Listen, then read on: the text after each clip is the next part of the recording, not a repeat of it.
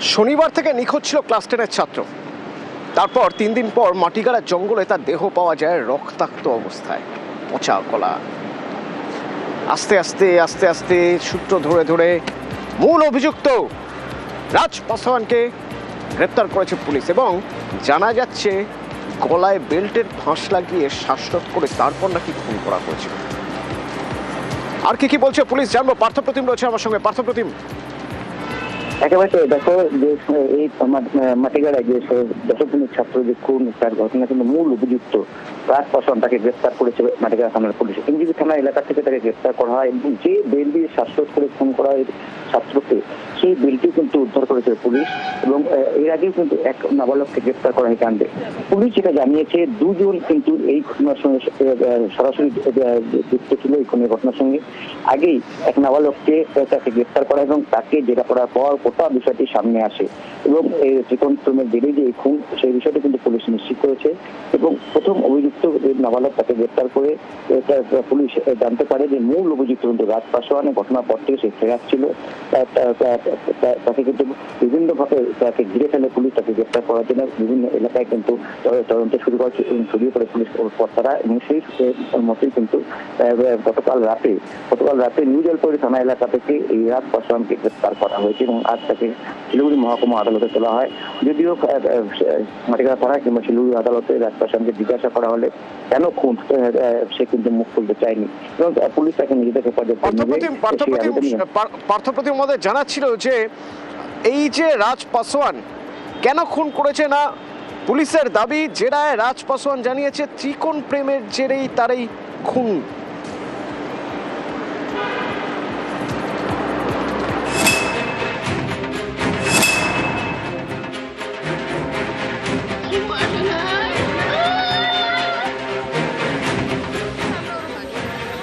শিলিগুড়ির মাটিগাড়া এখানকার শিমুলতলার বাসিন্দা ক্লাস 10-এর পড়ুয়া।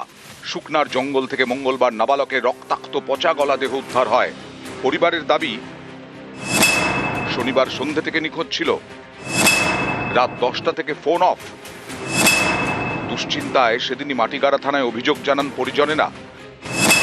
তদন্তে নেমে পুলিশ এক নাবালককে গ্রেফতার করে, তাকে জেরা করে ছাত্রের দেহের হদিশ পায় পুলিশ। বন্ধু বান্ধবের বাড়ি গেছে কাল রাতে, তাকে যাদেরকে সন্দেহ করা হয়েছে তারাটার দিকে গিয়েছিলাম। সে স্বীকার করে শুনতে পারি এক মাস আগে তিনজন মিলে আমাদের ভাইয়ের সাথে ওই টোটোওয়ালার কোথায় নিয়ে গেছে মারামারি হয়, বিবাদ হয়।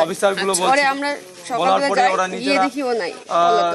আমরা তো আগে জানতাম না, পরে শুনলাম একটা মেয়ে নিয়ে নাকি। পরে যখন দেখি 10টা পার হয়ে গেছে, বাড়ি আসে না, তখন আমরা খোঁজাখুঁজি করছি। পরিবারের নিশানায় স্থানীয় যুবক রাজ পাসওয়ান। তাঁর বিরুদ্ধে শনিবার থানায় অপহরণের অভিযোগ করে পরিবার। এরপর পুলিশ ওই নাবালককে গ্রেফতার করে।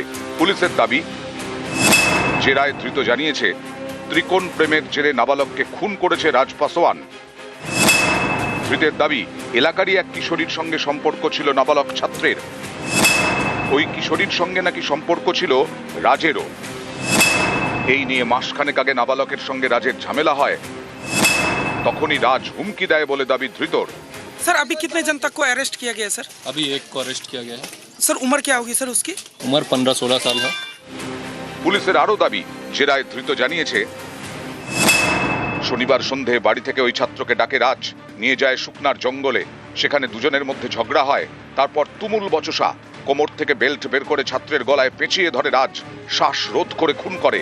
এরপর জঙ্গলে দেহ ফেলে পালিয়ে যায়। উত্তরবঙ্গ মেডিকেলে ময়নাতদন্ত হয়েছে। মঙ্গলবার ছাত্রের বাড়িতে যায় পুলিশ। পরিবারের দাবি ছাত্রকে খুনে রাজের সঙ্গে আরো কেউ জড়িত। কাপড়টা যখন খুলে দেখলাম বস্তাটা, দেখলি আমার ভাগ্নিয়া শনিবার রাত্রি হয়েছে ফরেস্টের ভিতরে রেখে দিয়েছে। ওইটা কয়জন ছিল বলতে কোনো একাধার তো হয়নি। এনে ওই যে ছেলে যে কি রাজ নাম কি, দাদাও জড়িত আছে। মানুষের সহজাত প্রবৃত্তি হচ্ছে নিজের টেরিটরিটাকে কন্ট্রোল করা। বিবর্তনের সঙ্গে সঙ্গে মানুষ কিন্তু তাদের ব্রেনটাও চেঞ্জ হয়েছে। যেই সব ব্রেন এই রকম ঝুঁকি এবং বিপদ থেকে এড়িয়ে না গিয়ে ক্ষণিকের উগ্রতায় অ্যাক্ট করে, তৈরি হয় ক্রিমিনাল। এইখানে সেই রকমই একটা ক্রাইম হয়েছে। কোনো রকম এমপ্যাথি সিম্প্যাথি না রেখে হঠাৎ করে তাকে প্ল্যান করে কোথাও নিয়ে গিয়ে তাকে খুন করাটা, এটা প্রি প্ল্যান্ড মার্ডার ছাড়া আর কিছু বলা যায় না। সাইকোপ্যাথিক ইন্ডিভিজুয়ালরা এটা করে। নিউজ 18 বাংলা। সরকারি জমি থেকে গাছ কাটছেন নেতা, প্রতিবাদ করলে হুমকি, একেবারে আগ্নেয়াস্ত্র বের করে হুমকি, মারধর, থানায় অভিযোগ জানালে তো আরো বিপদ। রীতিমতো মারধর করা হয়েছে 3 জনকে। সরকারি জমি থেকে গাছ কাটছেন নেতা, পূজালির খবর। সমীর রয়েছে আমার সঙ্গে। সমীর, কে এই নেতা, কি অভিযোগ তার বিরুদ্ধে? অথবা দেখো, দক্ষিণ চব্বিশ পরগনা পূজালী কৃষ্ণ মন্দির হুগলি নদীর পাশেই এটা বন দপ্তরের গাছ লাগানো আছে। সেই গাছ থেকে নিয়ে চলে যাচ্ছে ওখানকার যে স্থানীয় যে তৃণমূল নেতা আছে সেই তৃণমূল। তারপরে সেই যখন ওখানকার স্থানীয়রা কয়েকজন অভিযোগ করে যে এই গাছ কাটা করবে না, কেন গাছ কাটছে, তখন তাদেরকেও মারধর করা হয়। এবং এরা এর আগে বন দপ্তরকে অভিযোগ করেছিল যে এইখানে যে গাছ আছে সেই গাছ কাটা হচ্ছে, সেই জন্যই অভিযোগ করছিল। বন দপ্তর আসছে, বন দপ্তরের সামনেই তৃণমূলের নেতা ওদেরকে মারধর করতে থাকে। তখন ওরা ওখানে পালিয়ে যায়, পালিয়ে গিয়ে ওখানকার পূজালী থানা আছে, সেই পূজালী থানাতে গিয়ে ওঠে। এই পূজালী থানাতে যখন ওঠে তখন আবার ওরা আসে, এসে ওখানে এবার পুলিশের সামনেই মারধর করা হয়। তখন ওরা কার কাছে যাবে, সেখান থেকে বেরিয়ে তখন যখন চিকিৎসা করতে আসে এসে তখন ডায়মন্ড হারবার এসপি আছে, সেই এসপিকে অভিযোগ করেছে কালকে। এবং চিকিৎসা ভাই এবং দুজন, একজন মিঠুন মন্ডল বলে একজন আছে, তাকেও মারা হয়, তারও অবস্থা আশঙ্কাজনক, তাকেও হাসপাতালে ভর্তি করা হয়েছিল বেহালা বিদ্যাসাগর হাসপাতালে। এবং যে এই আরিফ হোসেন এর বিরুদ্ধে নানা রকম অভিযোগ আছে।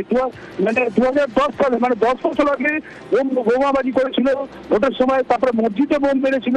এর বিরুদ্ধে তোলাবাজি অভিযোগ আছে। এই নেতার বিরুদ্ধে এত অভিযোগ, পুলিশ কোনো পদক্ষেপ করেনি সমীর, আর এখন যে অভিযোগ করা হয়েছে তার বিরুদ্ধে কোনো পদক্ষেপ করা হয়নি। তিনি বা কি বলছেন যার বিরুদ্ধে এত অভিযোগ? অভিযোগ আরিফ হোসেন, তাকে আমরা যখন ফোনে ধরি এবং তার সঙ্গে যখন কথা বলি, সে সম্পূর্ণ কথা অস্বীকার করে। সে বলল, দেখো এর মধ্যে আমি জড়িত নয়, ওরা আমার বিরুদ্ধে মিথ্যে কথা বলছে বলে এই কথা বললো। কিন্তু ওরা এর আগেও পুলিশ কোনোদিন কোনো স্টেপ নেয়নি। আর এখন যে ঘটনা ঘটেছে, পুলিশ যাদেরকে মেরেছে তাদেরকেই উল্টে হুঁশিয়ারি দিয়েছে এবং দেওয়ার পরে ওরা ওখান থেকে পালিয়ে গেছে। এটা অভিযোগ যারা অবস্থাটা, যে অভিযোগ জানিয়েছে থানায়, তারপরেও তাকে আগ্নেয়াস্ত্র দেখিয়ে তাদের হুমকি দেওয়া হচ্ছে, তেমনই তো অভিযোগ। শুনুন।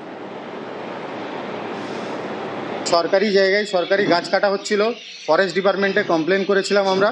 সেই কমপ্লেন করার ভিত্তিতে আজকে ইন্সপেকশনে এসেছিল, সেই জন্য আমাদেরকে এসে মারধর করা হলো আর্মস নিয়ে। প্রাণে বাঁচার জন্য আমরা থানার দিকে রওনা হই, থানায় ছুটে যাই। থানার ভিতরে ঢুকেও মারধর করার চেষ্টা করা হলো। আর্মস বের করেছিল শেখ মাহফুজুর রহমান, তৃণমূল কংগ্রেসের চিংড়িপোতা ও পূজালির অবজারভার। প্রায় 50-60 জন ছেলে ছিল ওখানে। আমরা যখন পুলিশ অফিসারকে বললাম যে আপনারা কি তাহলে আমার জিডি বা এফআইআর নেবেন না, তখন ওনারা কোনো উত্তরই দিল না। উপরন্তু ওনারাও আমাদের উপরে চেঁচালেন। চিনমানতলা মন্দির কমিটির সেক্রেটারি মিঠুন মণ্ডল, সেও আমার সঙ্গে আক্রান্ত হয়েছে।